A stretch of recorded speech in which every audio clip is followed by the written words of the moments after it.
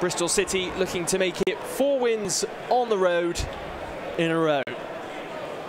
Rene, with the greatest respect to Birmingham City at the weekend, Blackburn are a different proposition tonight. There's a lot of attacking flair for them up front. Yes, there is, and you know, in fairness, both teams are in a bad run of form, but as Nigel Pearson alluded to in the interviews, he respects Blackburn, he respects the manager and how they can go about things, and I think form in the Championship can go out the window, especially in a season like this one. Orchestrates room for the cross, and Wells was just on the edge of the 6-yard box. And here he is again.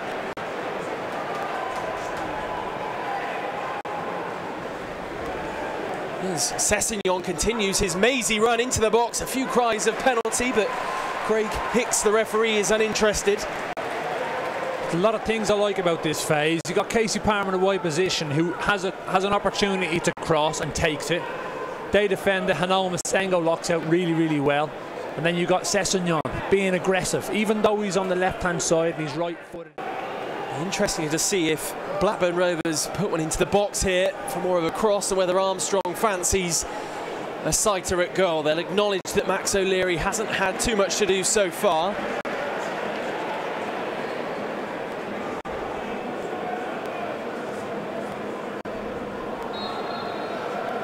And it goes, it is a cross in the end, and it was Johnson arriving.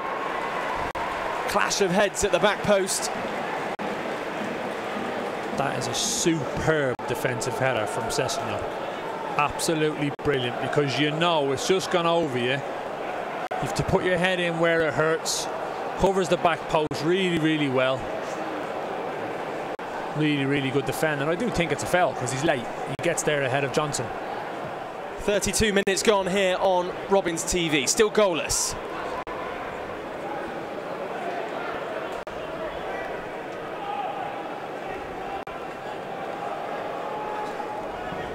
In comes the corner. It's a difficult one for O'Leary to watch there, and eventually his captain gets across to stop him having to make a save. Yeah, I think that's just the old school goalkeepers in goal. He's not played much this season, put it in on top of him, and he does quite well with a lot of bodies around you, very difficult. Into the final 5 minutes of this first half, still goalless at Ewood Park. Look at that for a challenge though, and it turns defence into attack. It's Nahki Wells with the shot. The last 3 or 4 minutes have been that we've pressed much higher. We forced Kaminski into poor clearances down the right-hand side, tried to find Rankin Costello on 2 occasions, overhit them, went out to play for throw-in, and again, just pressing higher, not giving their midfield players any time on the ball, making their centre-backs play in areas they don't want to. Obviously, Sessegnon being locked in by one of the attacking players. Obviously, we've seen Elliott playing there, Brett, and sometimes they've switched over.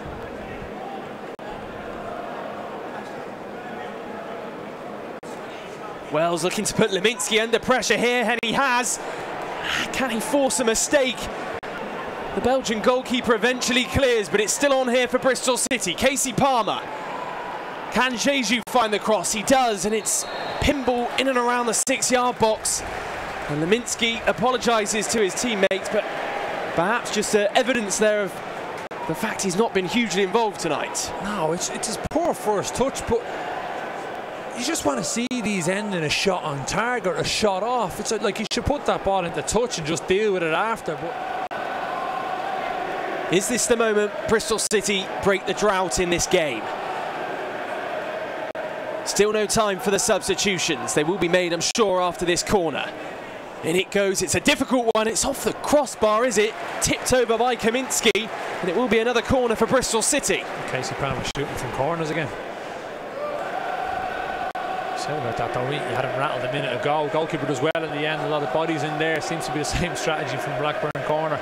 This one looks a little bit different, something being set up. You can see where Callas, where all the defenders are going. Well, this looks like a typically orchestrated training ground move. Thomas Kaminski, 9 clean sheets this season, looking for another one. Callas was the man arriving. A different kind of dilemma now for these Blackburn Rovers defenders. Off goes Callum O'Dowda. Now Palmer, room for the shots, let's fly. And Kaminski gets down well. That's good positive play again. And I know Masengo deserves a lot of credit here. His tidy-up's exceptional in midfield. Just finds Jack Hunton and gets on it again. And himself and Liam Walsh have just shown what they're going to offer in this game as a game. Here is Tribal. Hope he has continued his run into the box. Finds room to shoot, and it's into the side netting. I thought it had snuck inside Max O'Leary's post for a minute. It's initially very good defending on that channel, and then you just allow Buckley a little bit too much time to be able to find Hope. And Hope's the type of player who just ghosts into the box and doesn't get picked up. Callas much by the run, and that's why he's not playing offside, but thankfully comes to nothing. But they defend it so well initially. Masengo furthest up the field, could be on here for Bristol City. Here's Famara Jeju with the shot, ricochets off the post. I think Naj keeps it alive. We thought that was the moment. I tell you what, I think the goalkeeper makes a mess of this because he's fallen backwards, and Jeju opts to hit it early as the goalkeeper's dropping back into the best position. He gets away with that massively. Post comes to the rescue, and just see it move last minute away from the goalkeeper. And you could see Thomas Callas in the middle of the pitch as well. I think it was Adam Naj who got to the throw in first, imploring him just to take his time. And there is the final whistle here at Ewood Park. A rare draw for Bristol City on the road, but their unbeaten spell on the road continues. The shares are spoilt, the two managers come together. The final score at Ewood Park is Blackburn Rovers 0, Bristol City 0.